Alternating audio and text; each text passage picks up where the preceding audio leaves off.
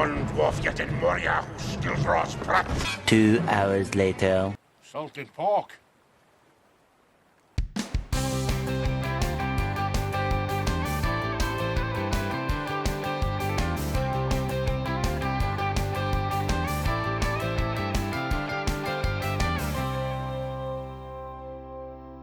Hi, well, I'm Luke Hector, and this is the Broken Meeple, a show where I devote my time to raving and ranting about board games, but usually more ranting than there is raving.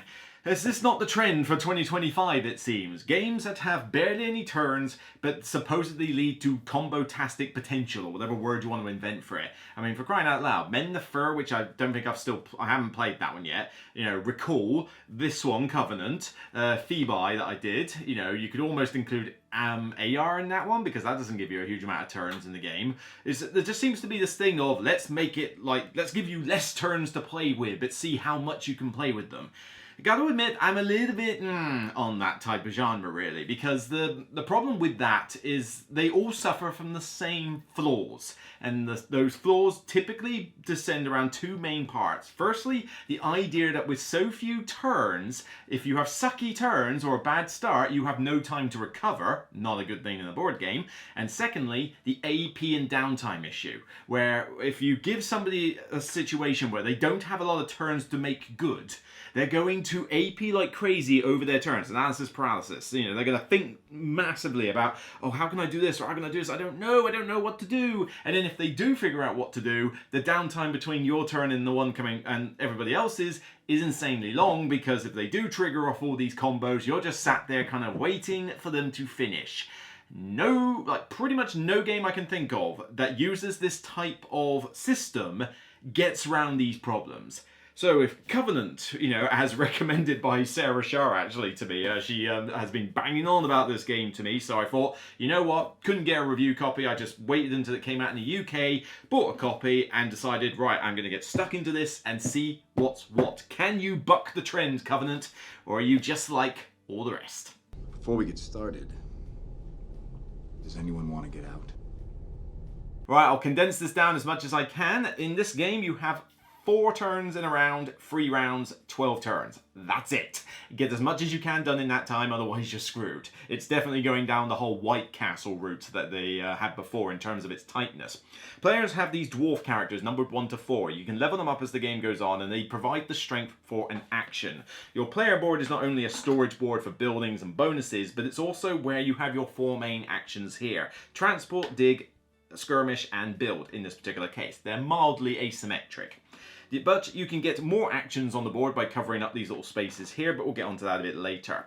So what you'll do is that you'll place one of your dwarfs on the action space itself and trigger what it does. So digging involves you going into the mines, getting resources. These come in these very nice little acrylic pieces in various different guises, but basically there'll be tokens along this track here, and depending on the strength of your action, you'll be able to take more of those tokens, and after you're done, you'll be able to flip another tile in the map, get the bonus as depicted, and depending on what you are doing, you might get some extra bonus for what tile you flipped. This tile basically represents the halls, and this is kind of like a focus point of the game, building buildings in these halls in various ways. You've got different minerals for what's on the veins, you've got different types of areas, so you've got these like navy blue, the light blue, and some yellow ones, you know, and they basically correspond to different scoring bonuses. The next thing you can do is transport. So once you've got some of these resources, you can deliver them. And these allow you to unlock different buildings that you're allowed to build. Normally you can just do houses and workshops. Now you can get towers and gates, each one having their own sort of specific like bonus or reward that they give you for doing it. And by delivering the resources, of which it's a first come, first serve, you can unlock these buildings and get further bonuses that way. Third action you can do is skirmish. This allows you to kill off trolls, orcs, and goblins that are hanging around the halls there. Oh, that troll's getting away. Nope, you're not getting away from me. And with this, you basically apply the strength of the action to whatever it is you can kill. It's easier to kill a goblin than a troll, obviously. And you get the reward based on what you kill. And most of that is from a die result, which you re-roll and reset after each time.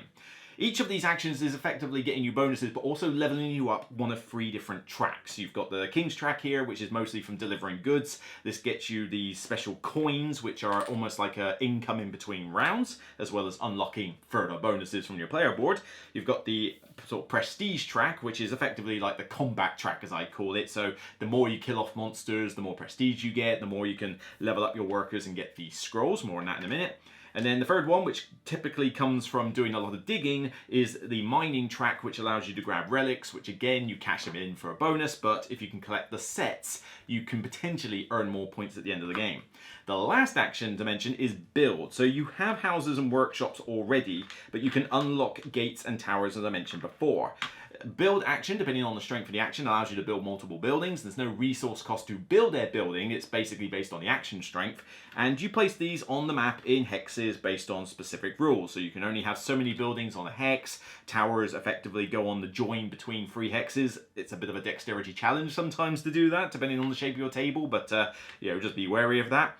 And the idea is that by building these houses, you will get a selection of bonuses as depicted for the type of house that you have, as well as the terrain that you have put it on and what mineral it has. So there's all sorts of different things in the game that will trigger a bonus of some description. And it's all about trying to get as much as you can every time you do an action. Your player board has storage for monsters that you've killed. You can keep them from round to round. They'll score you extra points.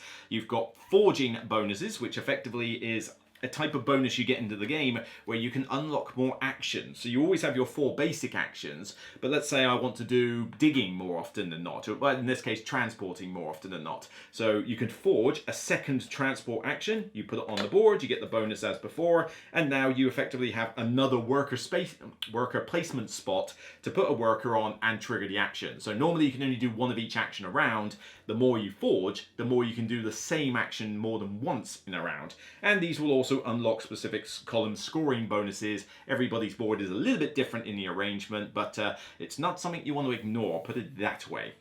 So the game basically has lots of other little bits included. I mean, you have got the project scoring, which is basically a bit like Terra Mystica. It's scoring victory points for placing your buildings on certain things. These will be laid out before the game starts, and so you score points at that time in the game based on what you've built, and this will compound from round to round. I've already mentioned the dwarf coins. You also have these little, what they call inlays or jewels. Basically, these tiny little discs go on the action spaces on your like your actions on your player board, or ones that you forged, and they get you a little bonus every time you do the action. Like in this case, every time I do a transport, I get a beer token. Great, another little thing.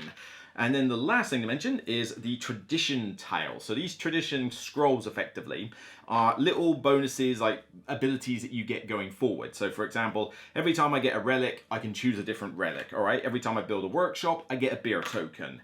Every time I get one of these little jewel inlays, I actually get to trigger the effect of said jewel. It basically gives you some cool little effect that you get on top of everybody else, and you can have a few of these dotted around your board. I believe the maximum is 4. On top of that, you've got some objectives that you're aiming for, so a couple of them saying that you'll score points at the end of the game, but you only score them if you can get enough achievements on the tracks around the board. They have these little gold star banners separating elements of the track, and you have to reach those in order to be able to score these objectives. There's a lot. As I said, this is one of those games where it gives you not many turns, but gives you a bucket load of things to choose from. You play through the 12 turns, you score up the victory points, and of course, the one with the most. Of course! Whew, yeah, there's a lot. I mean, I was a bit hesitant about doing a speed review for this one, but, I'll do my best. There's a lot to deal with here. There's a lot of options in this game. You've only got the 12 turns, but do you want to focus on one of the 4 main actions? You're going to diversify.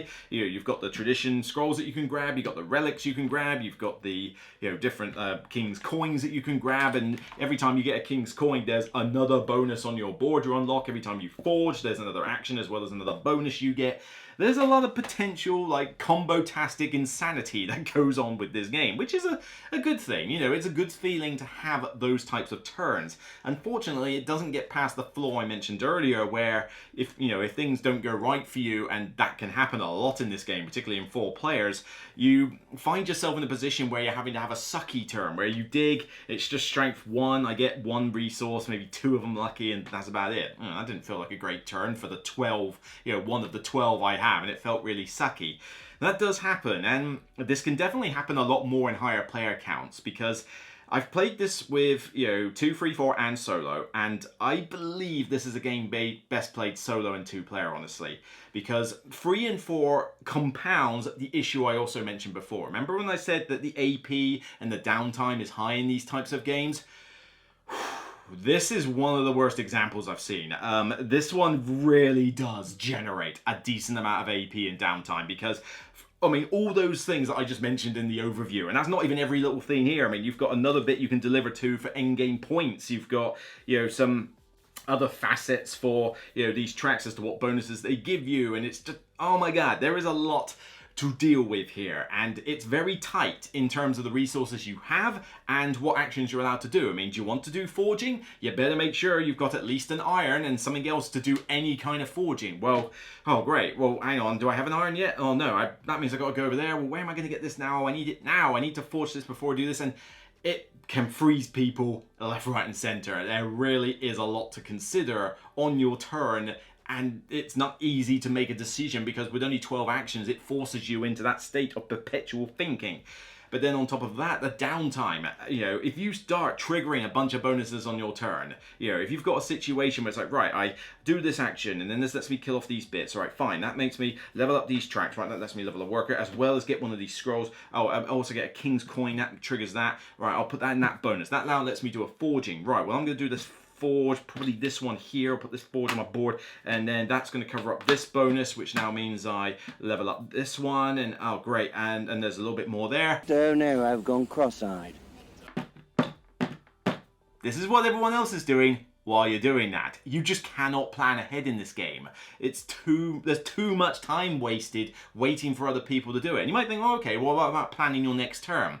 The problem is, this game is very tight.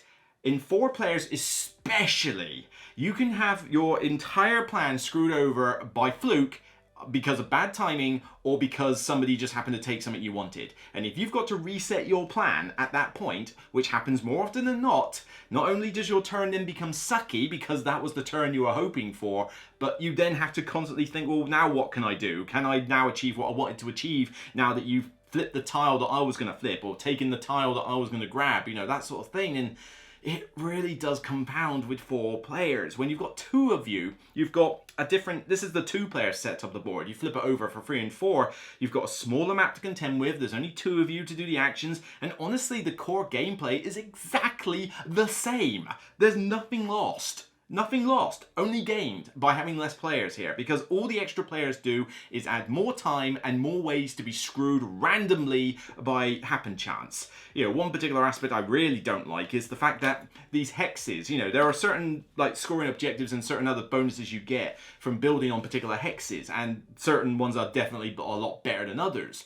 But the problem is, when you dig and reveal them, you don't get a chance to act upon it. So if I flip over a tile that's like, oh right, that's a blue mineral, whatever it is, I don't know, you forget the names of these by now, a diamond one. Sweet, it'd be great if I could go on the diamond one, because then I can get that, oh, you've taken it. I claim this planet in the name of Mars. Isn't that lovely? And by the time it gets back round to you, it's already been nicked, because it's too good. So you don't get to benefit from the thing that you found, which seems a little bit odd. But then other people go and dig and they flip over absolute garbage, and it's like, well, that's no good. I mean, I wanted something half decent on the map and nothing's there. So timing can screw you over just randomly, but even then with 4 players, there's just too many ways to get blocked. There's too much stuff that can be nicked from you that just completely messes up your turn. And when you deduct the number of players, everything else is the same. You still deliver, you still forge, you still get all these bonuses, you still get to do all this cool thinky stuff. So honestly, play this with less players. I can't understand anybody who says this is a great game to play with 3 or 4. It doesn't make any sense. Solo is even better in that sense, because Solo basically has a very easy to pilot AI. You have a board which, you put a difficulty tile in it for scoring purposes, but all you do with this is a lot of the stuff that you get as bonuses is easily just converted into something like a victory point or, just put aside to be scored later. But it's got a very specific way of how it builds buildings, and it typically scores a decent amount for buildings. But all you do is flip over a card and do its actions 1 to 4 from top to bottom, and they rinse and repeat. So after you've done each of them once, maybe twice each, it starts sinking in and the rules get a little bit easier, and it's very easy to pilot at that stage. It gets more cards into its deck if it does forges, but other than that, you're just flipping a card, going through the 4 steps that are rinse repeat, and you know, it's a challenge to beat. I mean, it's not easy, trust me. I played this on the easiest difficulty and it took a fair bit to beat the AI on those. You know, when you put it on normal and difficult, it does get pretty damn hard indeed. I think it's normal, difficult, expert or whatever, but certainly, you know, the solo mode will give you a decent challenge. A lot of it is dice based, so, you know, when it wants to do priority for where's it going to go, you roll a die and it will do that particular row, take that particular piece, so you get a lot of the feeling from multiplayer, or at least from a 2-player game in the solo mode. And honestly, it was actually more enjoyable, I think, to play it solo. It is certainly certainly better to play it solo than 3 to 4 player. I can certainly go with that. The game is very well produced. It's definitely got a ton of stuff in here. I mean, cool blimey. The amount of cardboard you're going to be punching out. You've got these, you know, discs with, you know, different monsters on it. You've got the dice, cardboard coins, forged tiles, acrylic resources, and all the wooden pieces. I mean, this is just a selection of them. You know, you've got a whole bag of these things. And this isn't even every component in the box. I mean, you know, dual layer sort of folded boards and stuff. I don't know what happened, because this is not normally a thing for Devere to have this level of good production. But, yeah, gotta say, the production is pretty damn good. And the artwork ain't half bad either. You know, it's a looker on the table and does draw a few eyes. Now, the problem is that Devere also has another reputation. Rulebooks. Rulebooks are not great with Devere games. They tend to be quite hard to follow, they tend to have errors, and it causes a problem for user-friendliness. Well, we're sticking to form, aren't we, on that one? Cool blimey. I mean, yes, I'm glad that they give you these player aids to help you with the game. Thank you, you know, people are listening to have these fold-away player aids. And for the most part, they're good. But after only a couple of games of this, you know, I've played more games than that, obviously, but after the first 2 games I played of this, we'd already had a list of about 8 things that were weird to understand, actual errors, or worded badly between the rule books and the aids and everything. 8 different things. I mean, we've got everything from, you know, the spilled beer token icon, not on the player aid. Forge scoring, like how the columns score on your player board, they're not in the player aid. One of the most major things in the game, and it's not in your player aid, but it's willing to tell you all the other information that's kind of useless.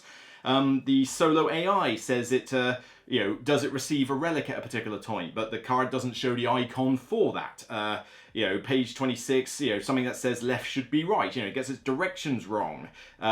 You know, was it the solo? It doesn't say whether the AI loses points for monsters at the end. We assume they don't. That's pretty annoying, but, you know, fair enough. The mining track symbology about when you get the relics, you know, that's been problematic at times, you know, and Paul Grogan's come across that one in particular.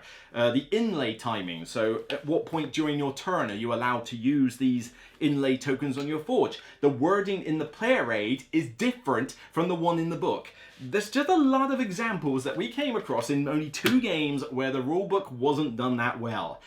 I would like to hope that playtesting or development would have found these out by now, you know, and the rulebook is not exactly a small affair. It's okay, but cool blimey. I mean, the teach in this game is pretty front-loaded. There's a lot you've got to be taught in this game. It's not an easy teach. It's an incredibly long setup to get all these tokens out, to get all the things sorted, get your achievements and the setups and do the map and get the monster bag and the king's coins and everything. And all of this takes a lot of time. So, you know, your first game is going to be a lot longer than the 100 minutes this thing even dares to put on the box. 100 minutes, my frickin' ass. I'm sorry, my fat dwarven hairy ass.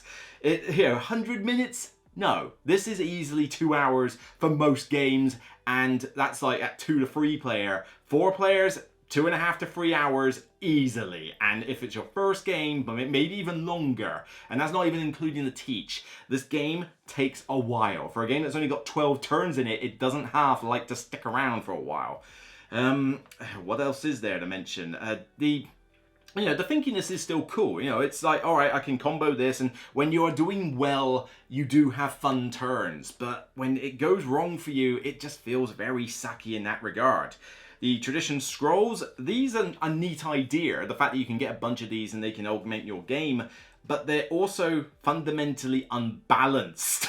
I'm sorry, but there are ones here that are like auto grabs every time we see them, and there are some here that are so situational to the point where they're just outright crap that I will never take them. You know, some of them are, you know, not that particularly great. They're based off a very specific building or a specific thing, but I mean, you know, this one here that lets you dictate the side of the die every time you use it, you know, when you kill monsters. That is insanely powerful. You can always pick the best result for every time you do the skirmish action. That is a lot better than being able to store a couple of goblins extra in your cell every now and again. You know, there's just other ones in there. Like there's one that I mentioned you need to get these gold star achievements to be able to score your objectives. Well, there's a tradition tile that gives you 2 of those stars off the bat.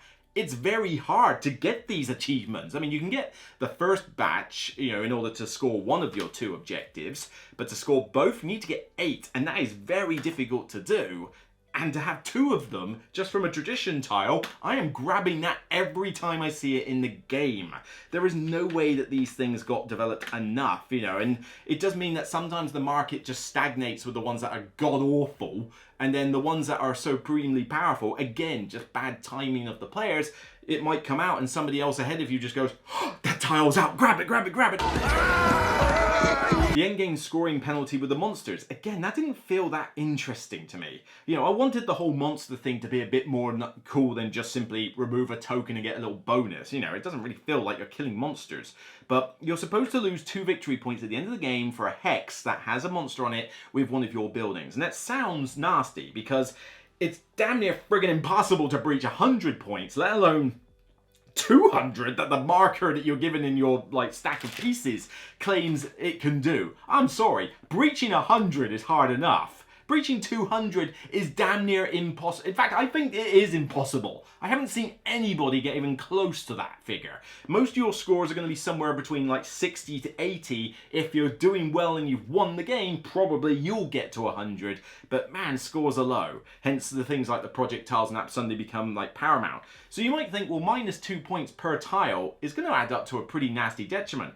Unfortunately, by the time you get to the end of the game, the differential in points between the players is so minute that it really doesn't matter. In every single game where, you know, somebody has won, they've usually had a reasonable, clear lead. You know, it's very much rich get richer, this type of gameplay. Again, a bit of a problem because it means that if you start off badly, you're going to do badly for the whole game, whereas if you start off great, you'll continue to do great, and you just won't catch them up.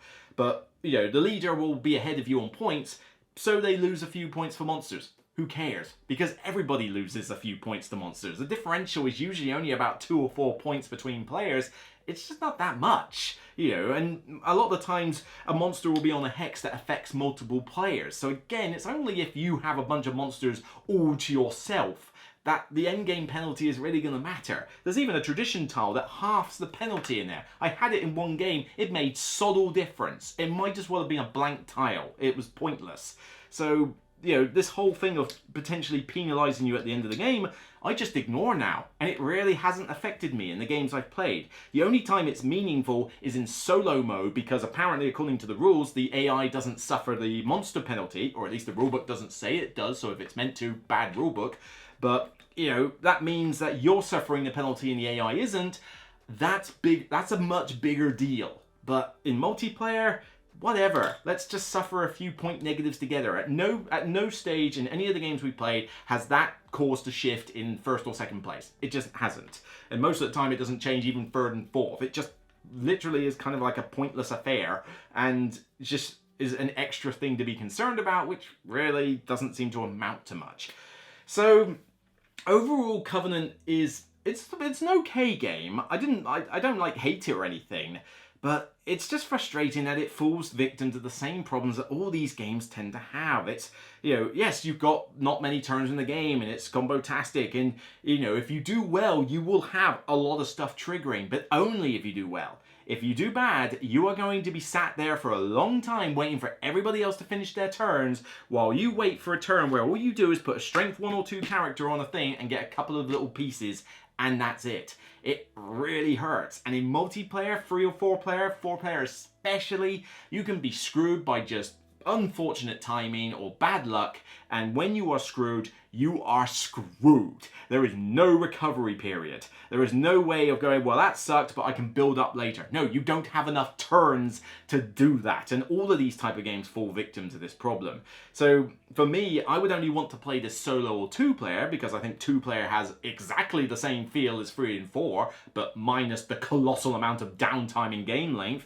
And solo is just as good as a 2-player, really. But do I want to keep this as a solo game? Probably not, but it is definitely, I think, the way that I actually get a bit more enjoyment out of it, to the point where I would actually recommend it to people who would want to play this solo. For me, this one has a few frustrating problems, but there's some good effort put in here. I'll give it a 6 out of 10 overall, but I could bump it to a 7 if it's played solo and 2-player. I think solo and 2-player works for me at that level, because it is a fundamental difference in downtime and AP.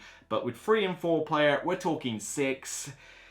If sometimes even maybe encroaching to a 5 out of 10. I mean, it really is a bit of a gap between 3 and 4 and 1 and 2 for me. So it's fine. It's a decent effort. It's certainly produced very well, but, you know, rulebook errors, ambiguous rules, you know, the restrictive paths in terms of what scores well in the game, the imbalance of the tradition tiles, the downtime, the AP, all of these add up to, you know, a problem, and it's compounded with more players. So I can't recommend it overall, but if you're only going to play this 1 or 2-player, there's hope for you yet, I feel. So it's above average, it's fine. It was encroaching on average, but we're going to stick with a 6 out of 10.